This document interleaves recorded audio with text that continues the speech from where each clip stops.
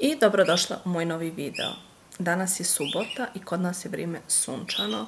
Ja ne znam da li kod nas, ja mislim samo 2 do 3 puta padao snijeg, ono tipa da ga ima par dana i to što je palo zaledi se, ali novo ništa ne pada i vremenom je se sve otopilo. I mogu vam reći da mi je čudan decembar bez snijega, ali sam sigurna da će nas ponovo zatrpati snijeg tamo nekad april, maj, ono kad ga čovjek najmanje treba, on je tu iz razloga što se nije ispadao sad u decembru. Sada ne znam koliko je pametno da ja navodim koji je tačno dan u video, jer to inače slabo, ajde da kažem, da radi, jer se ne poklapa sa ostatkom sedmice. Ali evo, ovo je zaista bila subota, ja sam ustala, isplanirala dan, Meša ima utakmicu, tako da je to bio dan za mene i Darija. Darija je odlučio da bude moj prijatelj i da se druži sa mnom u trgovinama. Iako sam ja željela samo da uzmem farbu, jer mi je potrebno da ovaj zid u kuhinji sredim, ono realno bode mi oči, tapeta koja mi je naprvu bila savršena, kasnije sam skontala da je previše, da je zid ušaren i kad god sam pogledala u nju stvarala mi je nervozu, tako da tapeta je bila par mjeseci, ali definitivno sam je morala skinuti. Iako sam pisala na Instagramu kako neko ko je već imao tapetu je uspio skinuti, pisale su mi razne načine, ali ova tapeta je iz Akciona. Jedna žena mi je napisala da one nisu nešto kvalitetne i da ih samo rukom povučem. I tako je bilo, ja sam tapetu sasvim lagano skinula bez dodatnih nekih premaza i slično. Sad ja ne garantujem za svaku tapetu, kako to ide. Najbolje da pitate osobe koji su stručne za to. Ali evo, ko je pratio mene od prije zna da ja to tako volim na svoju ruku. Što i nije baš najpametnije, ali šta je tu je. Mi u gradu imamo Bauhaus i Obi, ali meni je Obi više na ruku i onako manji je i lakše se snađem u toj trgovini, dok je Bauhaus ogromna trgovina, mene realno zaboli glava čim uđem u nju. Kada idem s Mešom drugačije, jer ajde da kažem, po nekom principu znam gdje šta stoji, a meni je to naporno tražiti, tako ja dođem u Obi i tu imaju super farbe i uvijek se nađu neke sitnice ili na sniženju, imaju super cvijeća, predobre vazne, imaju čak i te dekoracije za kuću. Ja sam čak zim našla neke dekoracije zimske i slično. U trgovini imate veliki izbor farbi, tako da jednostavno odeš, nađeš što treba i to je to. Tedim je također jedna od trgovnica koje su mi super. Mislim, realno uvijek govorim za jeftine trgovine, koliko košta, takav je kvalitet. Ne možete vi sad tu neki ekstra kvalitet očekivati, ali evo ja nisam sad nešto perfekcionista oko kvaliteta, tako da ja kad odem vidim nešto po cijeni, opet gledam, ne da ne gledam, neću kupiti nešto za što smatram da zaista nije kvalitetno, ali eto ovako, meni ove trgovnice koje su jeftinije super i tedim je među prvim jeftinijim trgovinama gdje volim da odem.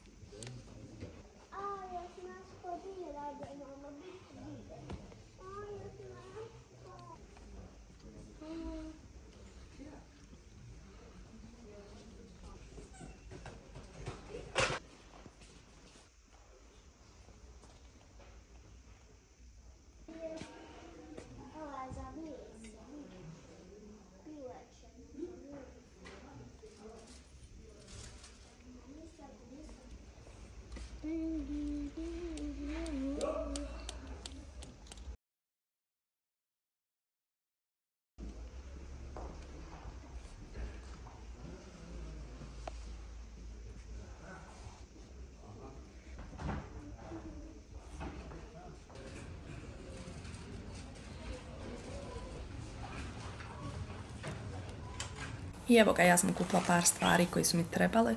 Tu su par sitnica za uređenje jedne vazne, to jest imam staru vaznu od koje želim da napravim nešto novo, pa ću vam to, ja mislim, snimiti u sljedećem videu, jer imam neku ludu ideju, ali tako mi je slatko kada sam vidjela i na internetu, tako da želim da pokušam na toj vazni da napravim. Ove male vrećice su mi super i kao da sam postala ovisnik o njima, uvijek gledam da ih imam 1 ili 2 pakla.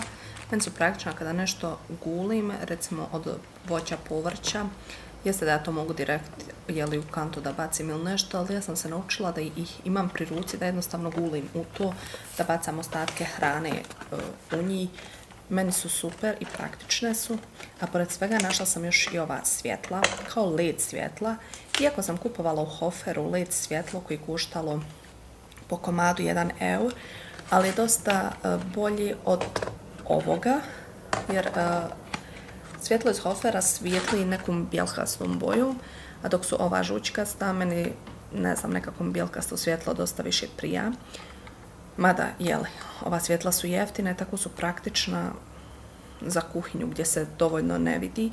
I evo, recimo, meni je potrebno kada snimam da se bolje vidi, jer prije sam uvijek gledala da snimam kada je prirodna svjetlost, ali sada sam više u mogućnosti čak da snimam po noći i tako, pa sam sebi odlučila da kupim svjetlo, da poredam i da se sve tu bolje vidi, jer budem iskreno u stresu kada moram tipa preko dana nešto snimiti. Mislim, ne moram jeli ništa, ali eto, čisto moja volja. I onda sam shvatila da jednostavno ne mogu uhvatiti uvijek prirodno svjetlo, tako da prvo snađi se. Ja mislim da ova sva mala svjetla idu ove manje baterijice. Ja kupim ovako veliko paklo. U Hoferu je po meni najjeftinije, ako te baterije logično nisu najkvalitetnije. Ali eto, ja sam jednostavno navikla na njih i koristim. I uspod da vam pokažem i ove vrećice malo detaljnije. Prvi put sam kupila u Tediju, inače ih kupujem u Akcionu. I jedva sam skontala šta je ovo između, pa sam onda shvatila da može da se sveže, što je još bolje.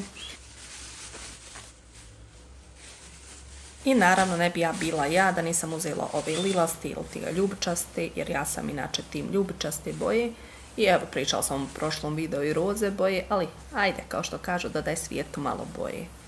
Usput, koja je tvoja omiljena boja? Jednom prilikom sam snimala jedan video kratki u vezi neke flašice iz Primarka koja je bila lilasta. Ja sam rekla da sam tim lila boje i zamolila sam da mi svako napiše koju boju voli. I mogu vam reći da je zanimljivo kako neko voli bijelu boju, crnu boju. Iako ja definitivno malo dobijem, nabacim par kilograma, meni je crna omiljena boja za odjeću, ali generalno lilasta. Ali evo, baš me zanima koju vi boju najviše volite.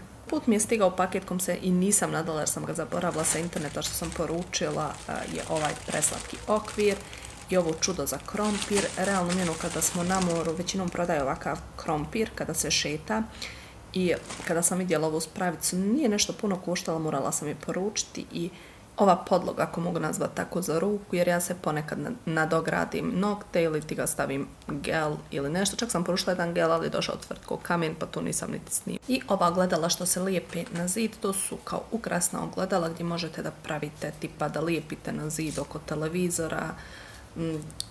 Ajde da kažem kao ni drvene što imaju linije, sad mi je mozak stvarno mogu niti da se sjetim kako se zove, ali možete praviti sa ovim ogledalima. Ja sam poručila 2 pakla, lagano se lijepi, lagano se skidaju, tako da su ok za cijenu, nisu nešto puno koštale, ja mislim da je paklo bilo oko 2 eura. Već sam zamolila da mi zid vrati u bijelo, to jest da ono farber, ja sam trudna, meni je teško sad velikove površine da farbam, iako ja to, ajde da kažem, kada nisam trudna usputno sama odradim. Kao što kažu, sama pala, sama se ubila, jer ko bi ispunio sve te moje gluposti koje mi dođu u glavu. I ja sam ovom bojom jednostavno našla na internetu kako se prave ove kao linijice, nešto pokušala sama napraviti i ja sam zadovoljna sa rezultatom. Sad ćemo da pravimo večera, da vam usput pokažem svjetla kada se popali, pogledajte samo kako je slatko, mislim realno za tu cijenu je super praktično. Ja sam međuvremeno došla u trgovini da uzmem što mi fali. I ono što sam malo u glavi je da napravim one velike makarone, ja realno niti ne znam kako se tačno zovu, da ih punim mljevenim mesom i sve je super ispalo, znači ja sam ubacila jedno paklo mesa, kao što možete vidjeti na videu, prepržila sam luk, dodala sam papriku, dodala sam paradajz sosu, ali ono u svemu što sam pogriješila, iako sam na internetu vidjela da oni ne kuhaju, meni je jako dugo trebalo da ispečem ove makarone, ono na kraju da mi je realno i dosadilo da se peku, pa sam pomislila vjerovatno za drugi put da ću prvo ubaciti par minuta da se skuhaju, pa ću tek onda da ubacim da se peku. Ja vam detaljan recept ne mogu, ajde da kažem, reći jer je sve od oka, pa ću vam napisati ispod u opisu šta sam tačno sve koristila.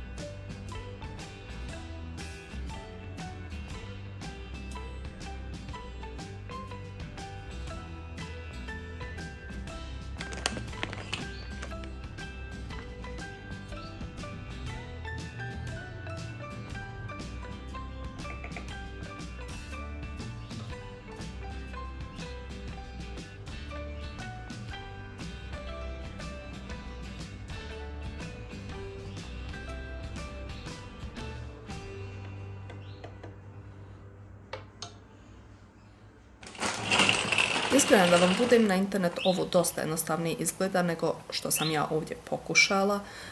Ja mislim da je čak kod njih meso više kao čvršće i oni pune to pomoću neke vrećice, ali ajde da kažem za prvi put je moglo da prođe i ovako. I ono što sam još skontala kasnije jeste da u njih je jedan red tih makarona, ja sam naravno napravila ili duplo da se ništa ne baca kada sam već toliko meso napravila. I zato je možda trebalo puno više vremena da se ispeče. Meša me čak zezala u smislu da li janje pečeš ili šta se dešava. Ali ono je zaista preukusno i ono, mi volimo tipa špagete bolognese, volimo lazanje da jedemo, tako da kombinacija makarona, tjestenine nebitno, sa mljevenim mesom je za nas pun pogodak. Čak i Dario, on je totalno za ovo jelo. Na kraju sam ubacila sir iz frižidera što smo imali, jer mi inače uvijek imamo sira ili u listiće ili ovako ovaj sitni kada pice pravimo, i tako da sam ja nešto iskombinovala, mada je bilo logičnije da sam prvo stavila ove velike komade pa odozgo stavila sitni sir, ali ajde, sve jedno, i kada sam to sve poredala ubacila sam da se peče.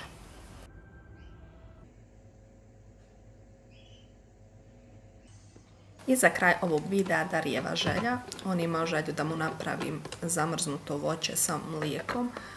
On uživa u voću. I čak kada smo bili kod Mešine tetke, ona je napravila domaći sir, baš domaći kajmak, stavila je mlijeko i ja sam prvi put vidjela da u mlijeku idu i banane i jagode.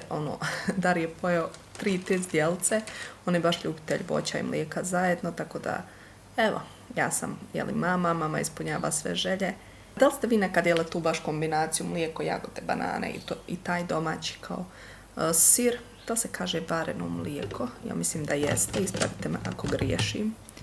I eto ga, to bilo to za ovaj video. Ako vam se ovaj video svidio, lajkujte, pretplatite se i do drugog puta. Ćao! I evo, ne želim da ispravljam šta sam rekla, u smislu da brišem pa ponovo pričam, jer sam svjesna da sam pogriješila, ne kaže se sir, nego je kajmak. Sir je nešto drugo, ali ja mislim u suštini da me razumijete kada je domaće mlijeko, pa na vrhu se napravi taj talog i ja mislim da je to kajmak od varenog mlijeka ili nešto tako. Evo, neću više da komplikujem, ja sada idem, a vama želim lijep ostatak večeri, ostatak dana, sedmice i svega. Ćao!